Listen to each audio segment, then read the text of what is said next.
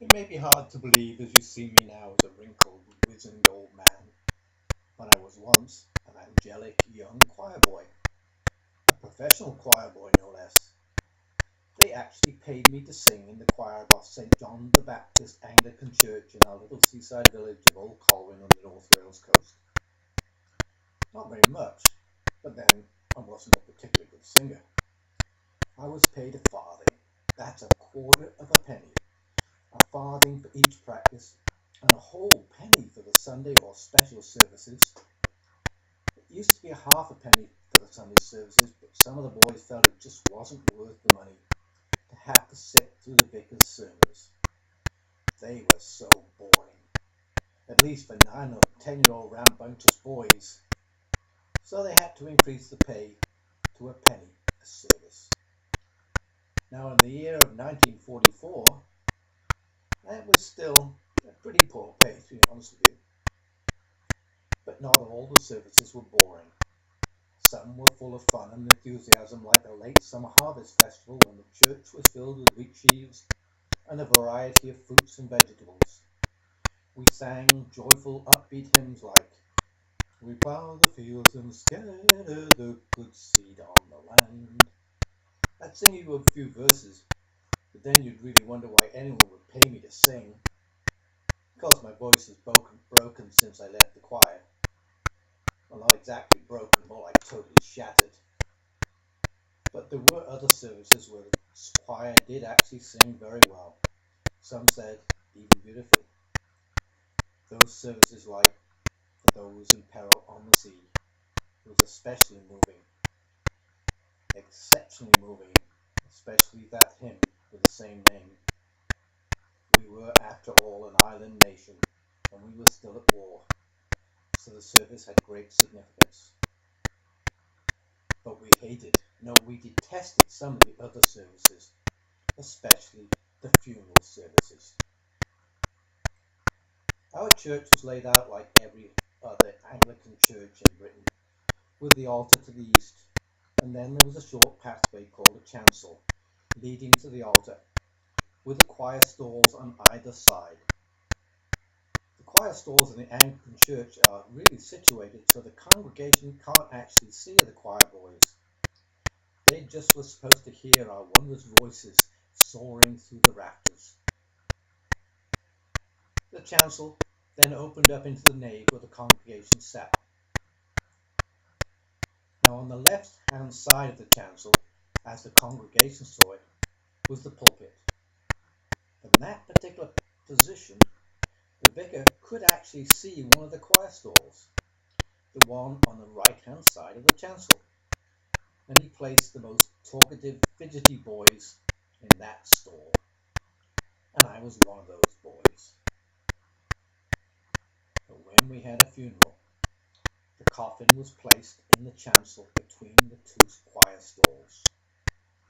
We actually had to brush past it as we made our way to our seats, and then for the rest of the service, we had to spend the time staring directly at it. But that wasn't the reason why I left the choir. I left because I was fired. A little unjustly, I thought, but I was fired anyway. And the problem was the sermons. The vicar droned on, and we whispered and we giggled and we tickled each other just to relieve the boredom. And those of us in the right-hand stall were rewarded by a very stern glare from the vicar, and afterwards a really nasty chewing out. Then one day I found out that the choir boys at St. Peter's, that was the senior church in our diocese, they were allowed to read comic books during the sermon. What a great idea, I thought. So I led a delegation to the vicar to get a similar allowance for our choir. That was my first experience of labour management relations, and as was common at the time, the request was denied and the ringleader terminated. I really didn't mind, because now I'd have more time to prepare for the village's annual Conker Championships. Of course, you all know what a conker is. No? Well, a conker is a chestnut, actually a large chestnut called a horse chestnut.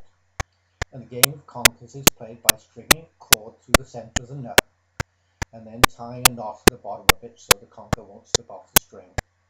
Then two players would face off. One would allow his conker to dangle free, while the other swung his own conker to hit his opponent's conker. The pair would take it in turns to attack and defend until one of the conkers shattered. The winner would then move on to the next round and be challenged by another first round winner, and so on and on until there was just one conker left intact, and that was the champion. Of course, there was some subtle gamesmanship. One key was to make the conker as hard as you possibly could. We used to bake the conkers in an oven or soak them in vinegar and other liquids that little boys could easily get their hands on. I remember soaking one of mine in this special liquid in one of my mother's mason jars that she used for bottling. She wasn't too thrilled. The secret, though, was to start off with the biggest, freshest conker you could find. And we were fortunate as there were lots of chestnut trees in our village.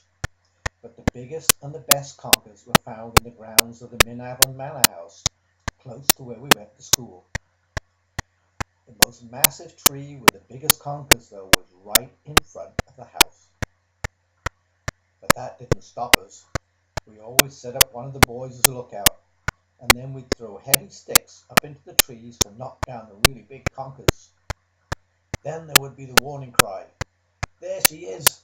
It's the Conker Lady!" A heavy-set lady had been seen in one of the windows. She was always dressed in black, leaning on a stout walking stick. We were really scared that she'd turn her dogs loose on us, so we ran. But we would certainly go back time and time again. The conkers on her tree were just too big to pass up. I was lucky one year and knocked down a really huge one, and I was able to pickle it without my mother finding out, and I won the championship. Even had my name and my picture in the local paper, which worried me a bit because I thought the Conker Lady would see it and find out who I was. But sadly the conker season was over soon enough. But it was nearly time for Christmas. Christmas was going to be tight that year as I'd lost my choir boy wages, and I still had to buy presents for my mum and my dad and my sister. Then one of the adult members of the church choir stopped by my house and asked me to join their caroling group. They needed another boy soprano. I jumped at the chance as the tip money was actually pretty good. They could make several shillings a night. And the way it worked was this.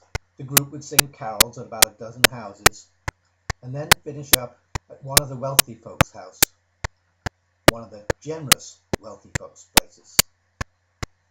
Usually the group would be invited inside for a snack of mince pies or a small piece of delicious Christmas cake.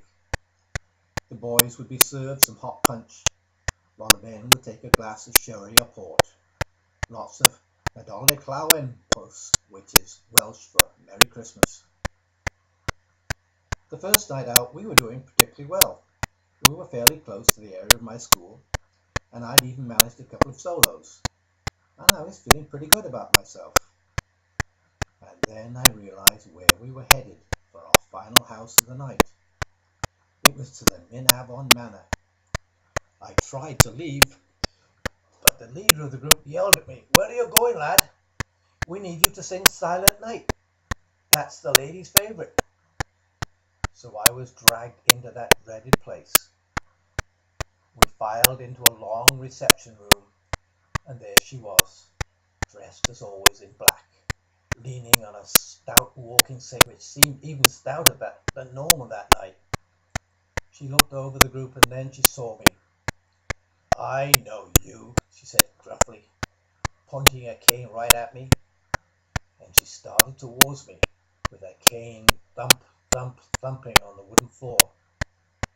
Terrified, I backed up right into one of the adult choristers and stepped on his toe. With a yelp, he pushed me right back, right into the path of the Conker Lady. Then she raised up her arms, and much to my amazement, she enveloped me in a big hug. "Merry Christmas, Conker boy," she said, and then she looked down at me and said, "Aren't my conkers the best?" Just like you, I was a conker champion of the village when I was young. Merry Christmas, Conker Boy. And even though I was swamped in the very depths of her more than ample bosom, I was able to reply, Merry Christmas, Conker Lady. Merry Christmas, and a Happy New Year to one and all.